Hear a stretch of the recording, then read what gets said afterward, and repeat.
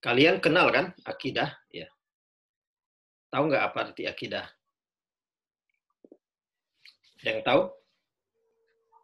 Tahu. Apa itu akidah? Kepercayaan. Oke. Kepercayaan atau keyakinan. Ya, ada yang mengatakan kepercayaan dan ada yang mengatakan keyakinan. Tapi sungguhnya makna akidah itu adalah ikatan. Ya. Makna akidah itu awalnya adalah ikatan. Apakah kalian pernah mengalami atau terlibat dalam sebuah ikatan? Belum pernah.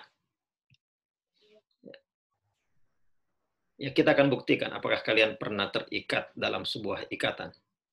Jadi akidah itu berarti ikatan, dan kita paling tidak pernah sekali atau bahkan mungkin sering mengalami ikatan. Karena akidah itu mirip dengan kata akad. Akad itu kan artinya ikatan. Kalian pernah terlibat dalam sebuah akad?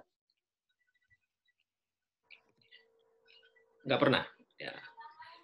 Pasti pernah. Ini Siti Habibah pernah pasti. Bukan akad nikah mungkin, tetapi akad jual beli. Nah, itu juga akad. Jadi akidah itu adalah berarti ikatan. Kenapa terjadi ikatan antara satu orang dengan orang lain atau antara satu hal dengan hal lain? Karena ada kepercayaan. Maka itulah kenapa akidah itu sering tadi teman-teman mengatakan kepercayaan atau keyakinan. Kenapa? Karena memang walaupun akidah itu tidak berarti kepercayaan, tetapi ikatan meniscayakan kepercayaan. Seorang penjual dengan pembeli disebut terjadi akad di antara mereka karena ya mereka saling percaya. Si penjual percaya bahwa si pembeli bisa membayar jualannya, dan si pembeli percaya bahwa si penjual bisa memberikan barang yang dia kehendaki sesuai dengan spesifikasinya. Ya, butuh. Jadi jika terjadi sebuah ikatan maka perlu saling percaya. Begitu pula jika kalian nanti atau sudah pernah ya kalian mengalami akad nikah, maka begitu pula ada kepercayaan ya, antara kalau akad nikah terjadi antara laki-laki dan perempuan, maka antara perempuan dan laki-laki itu ada kepercayaan. Maka terjadilah akad itu. Lalu bagaimana hubungannya dengan akidah sebagai ikatan? Nah, ketika kita meyakini sebuah akidah, maka kita terikat pula. Terikat dengan siapa, Marsha? Kita terikat dengan Allah Subhanahu wa taala. Nah, kenapa terjadi ikatan? Karena Allah percaya kepada kita dan kita percaya kepada Allah Subhanahu wa taala. Maka terjadilah ikatan itu. Berapa kali terjadi ikatan, perjanjian ikatan antara kita dengan Allah?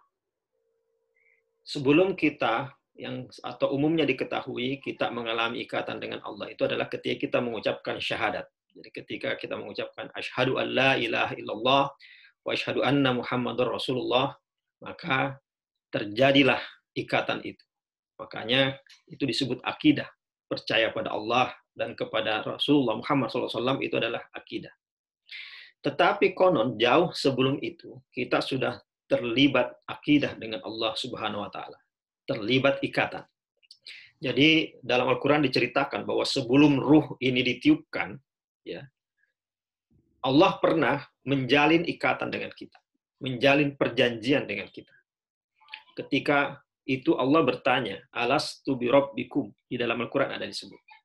Bukankah aku Robmu? Bukankah aku Tuhanmu? Maka kita menjawab bala. Tentu saja, betul. Engkau adalah Tuhan saya atau engkau adalah Tuhan kami. Maka setelah itu ruh ditiupkan ke janin, ya, ke janin yang ada di perut ibu kita. Nah, setelah itulah kita bisa terlahir ke bumi. Konon katanya, kalau kita tidak menjawab iya, maka kita tidak jadi terlahir.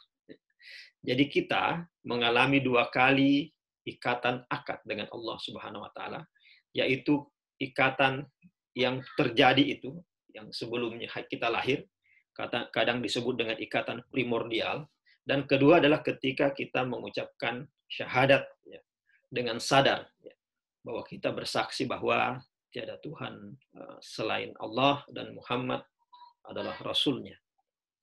Nah, dalam setiap akad itu selalu ada konsekuensi. Ada konsekuensi. Contoh dalam jual beli. Konsekuensi akadnya adalah si penjual harus memberikan barangnya kepada si pembeli dan si pembeli harus menyerahkan uangnya kepada si penjual. Nah, begitu pula ketika terjadi akad dengan Allah, maka ada konsekuensinya. Apa konsekuensinya? Paling tidak, ya, kalau kita katakan akad itu adalah rukun iman, percaya pada Allah, maka konsekuensi dari akad adalah rukun Islam, yaitu kita harus mendirikan sholat, berpuasa, mengeluarkan zakat, dan seterusnya, haji, dan seterusnya. Nah, itu adalah konsekuensi. Nah, disebut konsekuensi ya karena setelah kita bersyahadat ya kita wajib melakukan hal-hal itu.